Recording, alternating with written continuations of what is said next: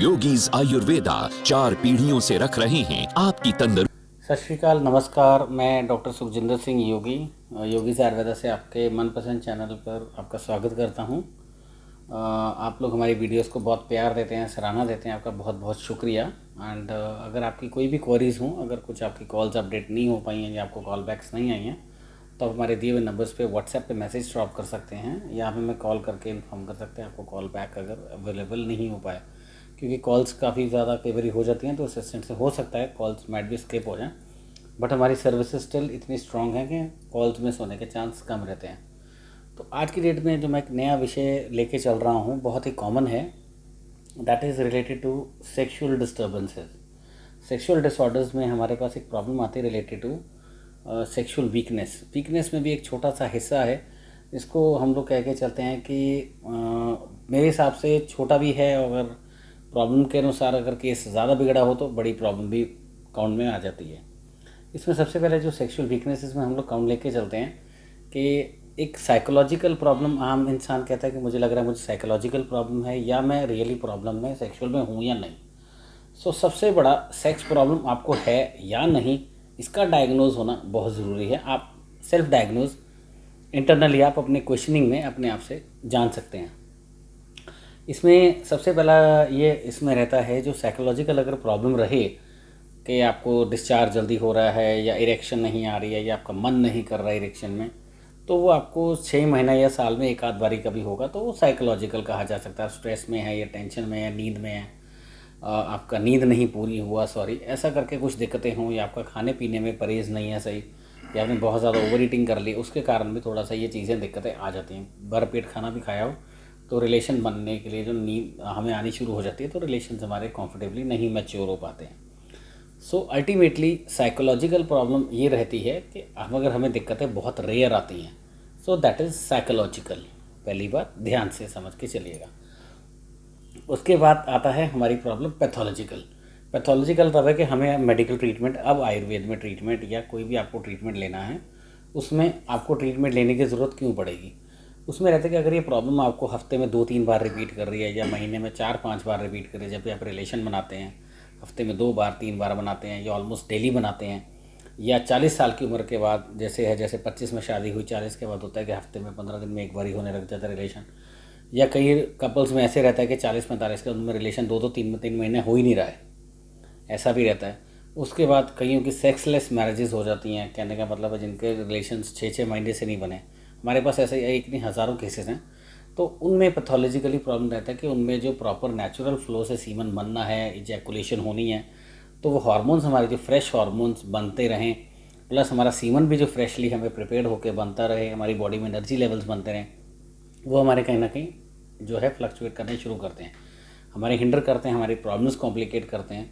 तो हमें फिर पैथोलॉजिकली फिर हमें ट्रीटमेंट की तरफ सोचने की ज़रूरत पड़ती है, क्योंकि ज़्यादातर क्या होता है पैथोलॉजिकल प्रॉब्लम्स में, या अगर आप नॉर्मल जाते हैं हॉस्पिटल या डॉक्टर्स में, वो क्या करते हैं कि आपको सेक्सुअल अगर इम्पेयरमेंट होती है, आपको लगता है कि इरेक्शन कम आ रही है, तो आपको हल्का सा वो सेरोटोनिन बढ़ाने की दवाई लगा देते हैं, मूड एलिवेटर हार्मोन, जिसके लिए, या आपको डिप्रेशन की दवाई लगा देंगे, आप डिप्रेशन में जी दवाई खाइए, मूड आपका खुश होगा तो आपका सेक्स वाला काम चल पड़ेगा। तो अल्टीमेटली वो कुछ समाधान नहीं है, वो कुछ सोल्यूशन नहीं है, राइट। वो आपको एक टेम्परेरी गोली दे दी, फिर बंदा धीरे धीरे उसी गोली का पेशेंट आदी बन जाता है। वो डॉक्टर के पास जाता है कि डॉक्टर साहब आपने मुझे 20 mg का या 10 पावर का गोली दिया था, मेरे को 15 दिन महीना अच्छा रहा या 6 महीना अच्छा रहा, मुझे वो गोली काम करना बंद कर दिया।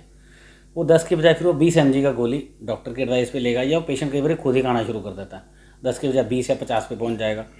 अगर वो काम नहीं करते फिर बंदा वाइग्रा की तरफ मूव कर जाता है। वाइग्रा 25, 50, 100, 200, हमारे पास ऐसे पेशेंट जिन्होंने 1000, 1200 mg वाइग्रा भी खाई, ओवर डोजेज ऑफ वाइग्रा लेके। कुछ लोग ड्रिंक्स भी साथ में ऐड कर देते हैं to have a extra pleasure with a partner.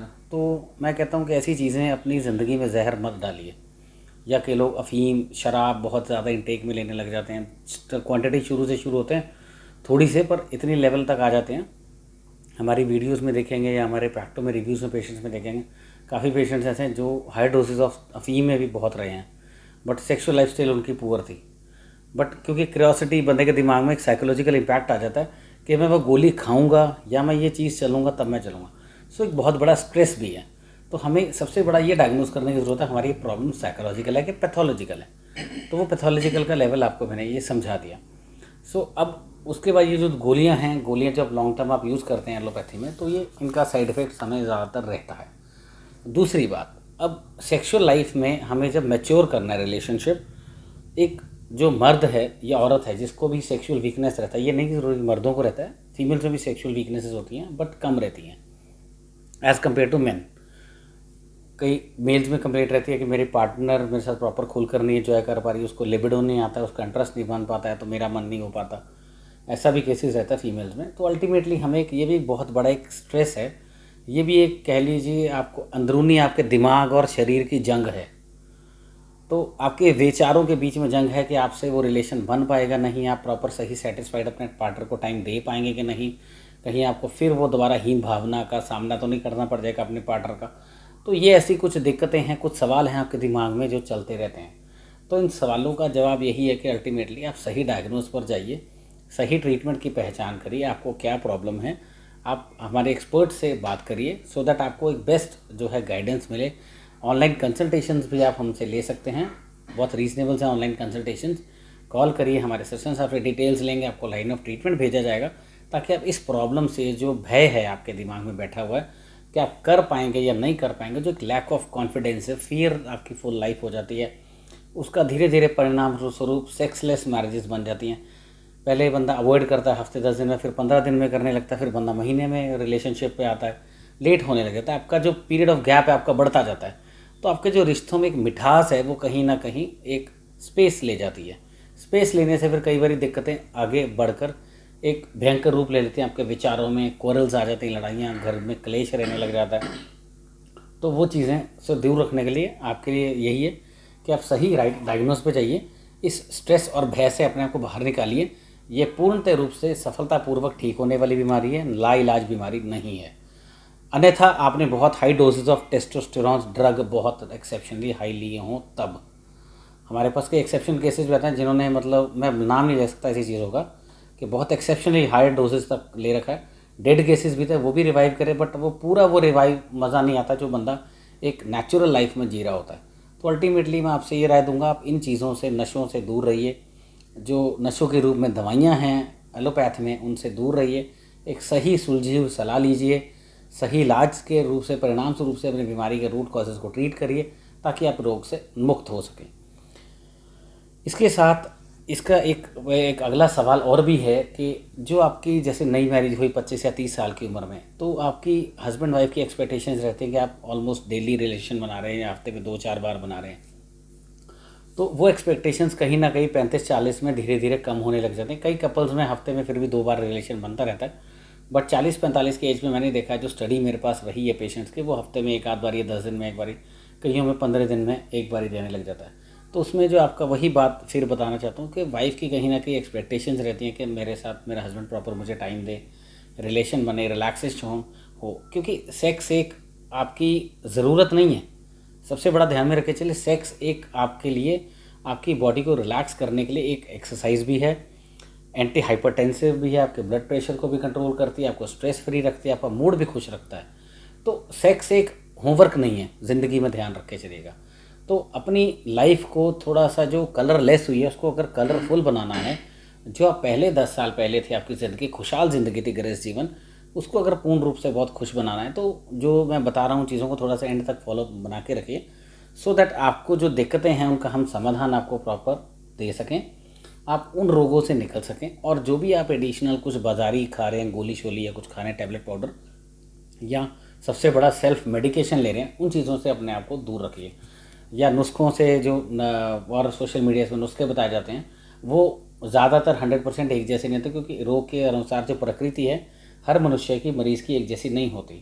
तो दोषों के अनुसार ही जो दवा है वो दी जाए ताकि आपको इलाज सही मिले। इसके बाद इस बीमारी को इग्नोर करना भी आगे जाके एक बहुत बड़ी प्रॉब्लम बन जाती है। इसमें आगे जाके क्या होता है कि अगर बहुत ज़्यादा आपने एडिक्शन नशे कर रखे हैं, उनमें पिनाइल फेलियर तक देखने को मिलता है, टेस्टिकल एट्रोफी मतलब गोली सूखने को मिल जाती है, या परमानेंट जो है इरेक्शन लॉस आ जाता है। ऐसी भी दिक्कतें पेशेंट्स में देखने को मिली हैं। तो ये दिक्कतें आगे जाके ब्लॉकेजेस जो हैं, लिंग में 3 खून की नाड़ियाँ होती हैं, 3 लिंग में खून की नाड़ियाँ होती हैं, तीनों खून की नाड़ियाँ अगर प्रॉपर ही टोटल बंद हो जाए, अंदर ब्लड सप्लाई एंड तक ना दें, तो ये परमानेंट पीनस फेलियर भी काउंट होता है, ब्लॉकेजेस पूरी, क्योंकि इरेक्शन आनी ही बंद हो गई। कई पेशेंट्स है अबव 50s में कहते हैं कि हाँ भाई एटलीस्ट अब मैं बाहर रहता था, मैं 6 महीने बाद आऊँ, चाहता हूँ मैं चले एटलीस्ट अपने पार्टनर के पास आया हूँ, मैं महीने में 1 या 2 बारी कम से कम रिलेशन बना पाऊँ, पर वो हेल्पफुल नहीं हो पाते, वो उनको रिजल्ट नहीं मिलता है, तो डिस्टर्बेंसेस बढ़ती हैं। तो अपने आप को इन दिक्कतों से बचाने के लिए, इन प्रॉब्लम से बचने के लिए आप एक सही रोग के डिसीजन पर हमारे नंबरों पे दिए पे कॉल करिए, सो दैट आपको एक सही समाधान मिले, सही दिशा मिले, आप इस रोग से अपने आप को मुक्त कर सकते हैं। और ये संपूर्णतः पूर्ण रूप से इलाज है, इसका लाइलाज नहीं है। अगली बार मैं आपको नए विषय पे जानकारी दूंगा। हमारे दिए हुए नंबरों पे आप कॉल कर सकते हैं, अपॉइंटमेंट बना सकते हैं, ऑनलाइन कंसल्टेशन भी ले सकते हैं, और दवाई डाक राही आप पूर्णतः दुनिया में कहीं पे भी मंगवा सकते हैं निश्चिंत होकर। हमारे आयुर्वेद में 4 पीढ़ियों से हम लोग आयुर्वेद में सेवा कर रहे हैं, और उम्मीद करता हूँ आपका आशीर्वाद हमारे परिवार पर ऐसा ही बना रहे। नमस्कार, सत श्री अकाल। योगीज आयुर्वेदा 4 पीढ़ियों से रख रहे हैं आपकी तंदुरुस्ती का ख्याल। स्वस्थ शरीरम सर्वोच्च सुखम।